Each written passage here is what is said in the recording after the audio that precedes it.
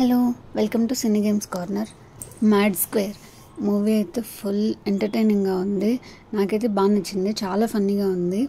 కానీ మ్యాడ్ 1 అంత అయితే అనిపించలేదు. మ్యాడ్ 1 అయితే ఇంకా ఫన్నీగా ఉండేది, కొంచెం ఎమోషన్స్ కూడా ఉండేవి. ప్రతి ఒక్కరికి లవ్ అది కూడా ఉంది కదా.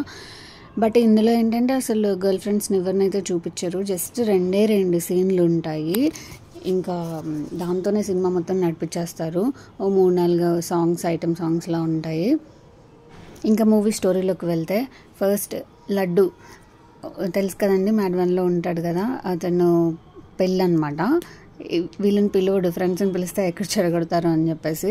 ఎందుకంటే వీళ్ళకి ఒకసారి స్కైప్లో ఆన్లైన్లో పెళ్లి చూపులు అవుతూ ఉంటే అమ్మాయి మందు తాగుతావా అని అడిగిద్ది అనమాట. అడిగితే వీడు లేదు తాగును అని చెప్తాడు. కానీ వెనక నుంచి వీళ్ళ ఫ్రెండ్స్ ఏమో మందు బాటిల్స్ అవన్నీ తీసుకొని వస్తారు. ఏంట్రా తాగవా అని చెప్పేసి వీడికి బలవంతంగా మూతి దగ్గర పెట్టడం అలా చేస్తారనమాట. ఇంకా సో ఆ పెళ్ళి క్యాన్సిల్ అయిపోయింది. ఇంకా వీళ్ళు వస్తే ఎలాగైనా సరే అవి క్యాన్సిల్ అవుతాయి అని చెప్పేసి వీడు ఏంటంటే చెప్పకుండా పెళ్లి చేసుకుంటూ ఉంటాడు అనమాట. కానీ వీళ్ళకి తెలుస్తుంది. ఇంకా వీళ్ళ ఫ్రెండ్స్ 3 కూడా బయలుదేరి వస్తారు. వచ్చేటప్పుడు ఒకరిని తీసుకొని వస్తారనమాట. వాడెవడో ర్యాపిడోలో తగిలాడు అని చెప్పేసి. ఇంకా అక్కడ వచ్చిన దగ్గర నుంచి ఇంకా వీళ్ళ పెళ్ళికి హడావిడంతా ఉంటుంది. ఇంకా వీడు ప్రతి దామోదర్ అయితే డీడీ ఉన్నాడు కదా, వాడైతే ఇంకా ప్రతి చిన్నదానికి కూడా పిల్ల పెద్దం అని రచ చేస్తూ ఉంటాడు. ఊరే నీకంటే ముందు నాకు పెళ్ళి అవుతుందని నీకు జలస్ ఫీల్ అవుతున్నావు కదరా అని చెప్పేసి వాడు అంటాడు అనమాట. అబ్బా నా మనసులో మాట ఎలా చెప్పేస్తాడా అనుకుంటాడు. సో ఇట్లా మొత్తం ఫన్నీ జోక్స్ అయితే ఉంటాయి. ఇంకా పైగా లడ్డు వాళ్ళ నాన్న ఎదురు కట్నం వచ్చి మరీ పెళ్లి చేస్తున్నాడు. ఇంకా లడ్డు అయితే అమ్మాయి మీద చాలా హోప్స్ పెట్టుకుంటాడు. అలా చివరికి ఎంగేజ్మెంట్ అయితే అయిపోయింది. ఇంకా 2 డేస్లో పెళ్ళి. ఇంకా సంగీత్ కూడా అయిపోయింది. అందులోనే సాంగ్ మన లడ్డు కానీ పెళ్ళి ఆ సాంగ్ కూడా. ఇంకా సాంగ్ అయిపోయినాక ముహూర్తం టైం అవుతుంది అని అప్పుడు చూసుకునేసరికి అమ్మాయి ఉండదు అనమాట. ర్యాపిడో వాడు వచ్చాడు చూసావు, వాడితో లేచిపోయింది. ఇంకా అమ్మాయి వాళ్ళ చెల్లి ఉంటుంది కదా, వాళ్ళనిచ్చి పెళ్లి చేయండి అని చెప్తాడు అనమాట. ఈ డీడీ గాడి ఊర్లో సర్పంచ్కి ఎలక్షన్స్కి పోటీ చేసి ఓడిపోతాడు అనమాట. సో ఇక్కడ కూడా పెద్ద మనిషి తనతోటి ఆ తీర్పు చెప్తాడు ఏమని, వాళ్ళ చెల్లినిచ్చి పెళ్లి చేయమని. ఆ అమ్మాయి ఏమో నాకు గొంతుకు ఎక్కండి నాన్న అని చెప్పేసి వద్దని అసలు పెళ్లి చేసుకొని అంటది.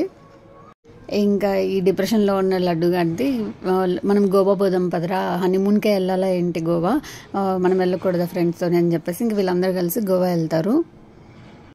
అక్కడ ఒక రిసార్ట్స్కి వెళ్తారు. వాళ్ళ ప్రిన్సిపలే అక్కడ రిసార్ట్స్ ఓనర్ అనమాట. వాడికి ఒక కూతురు కూడా ఉంటుంది అక్కడ. ఇంకా రిసార్ట్స్లో ఎంజాయ్ చేస్తూ ఉంటారు. ఇంకా అక్కడ తిరగడానికి ఒక కార్ రెంట్కి తీసుకుంటారు. ఇంకా ఆ కార్లో ఒకసారి హనీమూన్ ఐలాండ్స్కి వెళ్తారు అనమాట. అక్కడ నైట్ పబ్లో వెళ్తారు. అయితే అక్కడ ఏమవుతుందంటే వీళ్ళ కార్ నెంబర్ లాస్ట్లో 69 ఉండేది, 96 నెంబర్తోనే ఎక్స్చేంజ్ చేసుకుని వాళ్ళకి గుర్తుండక ఆ కీ తీసుకొని వెళ్ళిపోతారు అనమాట. సో దానివల్ల వీళ్ళు ఒక పెద్ద రిస్క్లో పడతారు. అదేంటంటే అసలు ఫస్ట్లో మనకి 2 దొంగలు ఒక మ్యూజియంలో, గోవాలో ఉన్న ఒక మ్యూజియంలో వాస్కోడిగామా వేసుకున్నటువంటి నెక్లెస్ ఉంటుంది, అందులో కంపాస్ ఉంటుంది. సో దాన్ని దొంగతనం చేస్తారనమాట, కోట్ల విలువ చేసే అది. సో దీని అందరికీ ఓనరు సునీలే ఈ దొంగతనం చేపిస్తాడు. వాళ్ళకి డబ్బులు ఇవ్వడానికేమో ఒక కార్లో డబ్బులు పెట్టేసి ఇంకో కార్లోనేమో ఇది పెట్టేసి అక్కడ ఆ హనీమూన్ ఐలాండ్ ఉంది కదా, అక్కడ వీళ్ళు ఆ కార్స్ ఎక్స్చేంజ్ చేసుకోమని అలా చెప్తారనమాట. బట్ ఏమవుతుందంటే ఈ లాకెట్ ఉన్న కారు వీళ్ళు తీసుకొని వచ్చేస్తారు. ఇంకా అదంతా తెలుసుకొని ఇంకా వీళ్ళని పోలీసులు వెంటపడ్డము. ఈ లడ్డు కానీ ఫాదర్ కూడా వచ్చేస్తాడు అనమాట ఈ లోపల గోవాకి. వాళ్ళ ఫాదర్నేమో సునీల్ వాళ్ళు కిడ్నాప్ చేసి లాకెట్ తీసుకొచ్చిస్తేనే మిమ్మల్ని వదిలేస్తాము అని చెప్పడం ఇదంతా జరుగుతుంది. అయితే ఒకసారి పబ్లో ఒక అమ్మాయి పరిచయం అవుతుంది అనమాట. ఆ అమ్మాయికి డబ్బులు ఇచ్చి మరీ మా లడ్డు గారితో ప్రేమగా మాట్లాడు, అసలే వాడు పిల్లని లేచిపోయింది, వాడు చాలా డిప్రెషన్లో ఉన్నాడు అని చెప్తారు. ఆ టైంలో ఏమవుతుందంటే వీడే లడ్డుగాడే అమ్మాయికి ఆ లాకెట్ ఇదే తాళనుకో ఇరికిస్తున్నా అని చెప్పేసి అలా ఇచ్చేస్తాడనమాట. ఇప్పుడు ఆ అమ్మాయిని వెతుకుతూ ఉంటారు. ఆ అమ్మాయి మేనేజర్ని అడిగి అడ్రస్ కనుక్కుంటారు అనమాట.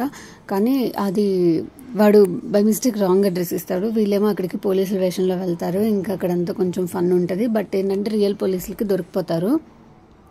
ఇంకా వీళ్ళేమో జరిగిన స్టోరీ చెప్తారు. అయితే వీళ్ళు ఆధార్ కార్డ్స్ అవి తీసుకుంటారు అనమాట బ్యాక్గ్రౌండ్ చెక్ కోసము.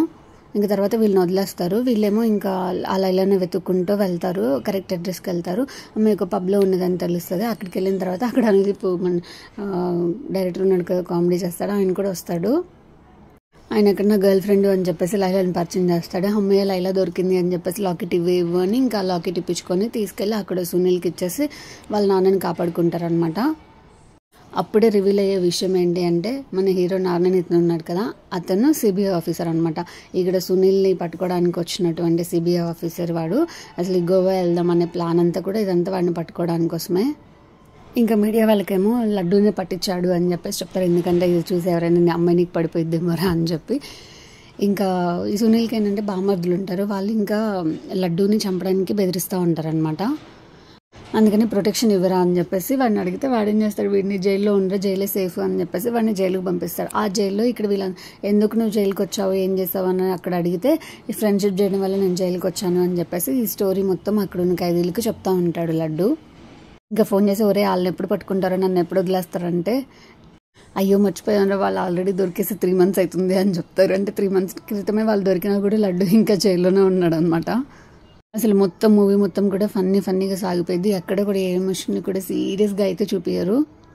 కంపల్సరీ చూడండి. నా రివ్యూ నచ్చితే లైక్ చేయండి.